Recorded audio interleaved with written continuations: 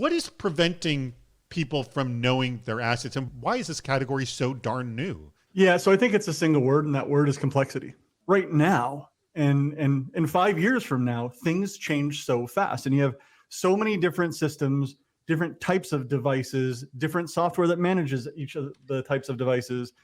So you have management systems, security solutions, and they're all knowing a piece of the puzzle, but it's just such a fragmented and complex computing environment that it moves so fast. And the only thing that you can depend on is that it's already changed since I started talking. Data is the lifeblood, and we have to protect it.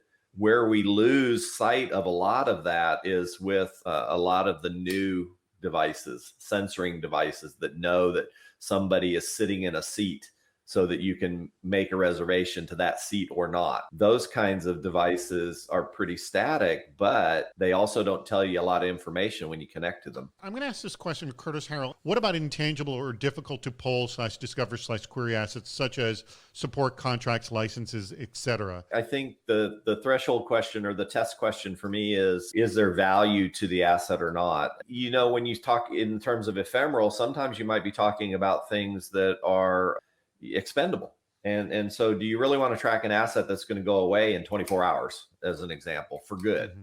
The part we often miss with asset management is we jump right to how do we scan and find this stuff, and we forget about what are we trying to find? Label it, categorize it, classify it so we know what we're looking for. Question came in from Matthew Bybee, who is a CISO over at Satcom Direct.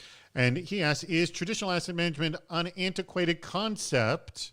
Shouldn't it be more about the asset of data? Yeah, and I think the other point too is, where does the data live? And so if the data lives on a device and that device is vulnerable, then you've got to deal with that too, right? And so I think you've got to do both. Data doesn't live on its own, and then same thing with devices. So to me, it's the two sides of the same coin. With asset management, you can view it from endpoint in, meaning you're just trying to keep track of all the things that touch your network, and that's one view. Or you can view it from data out, which is my data is here and it transitions from place to place to place.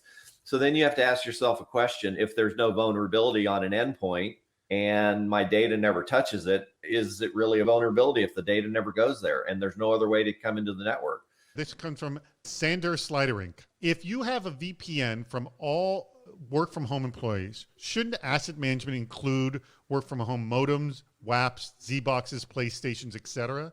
So you can only see those things that are connected to a source. If you can get to a data source that knows about them, sure. If it's anything that's in someone's home, you could probably discover it some way, but you're not going to do anything about it anyway. Let's bring on our two guests. That is going to be Kevin Hackinson and Ted Bardus. Kevin, please repeat what your bad idea was. Yeah, make sure you can plug in every USB drive you find so you can track it as an asset. And Ted, what was your bad idea? Bad idea was using a Roomba map to tell you what's around. So my bad idea is far worse, because even though like a Roomba is going to find stuff, what I'm going to do is I'm actually going to like cause more problems. You know, I'm going to insert ransomware on the system. I'm going to like employees are going to now break the rule that says don't plug in USB drives. So you're going to fail audits.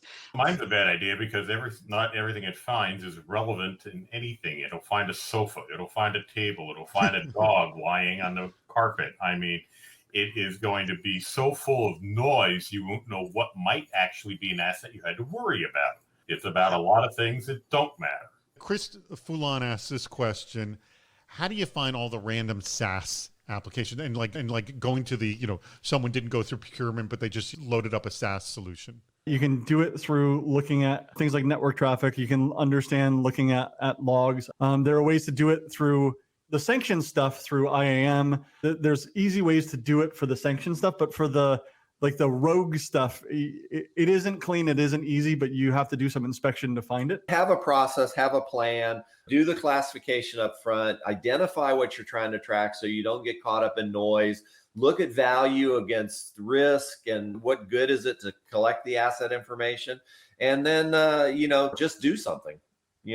Work at it. It's a living, breathing thing that is never ending.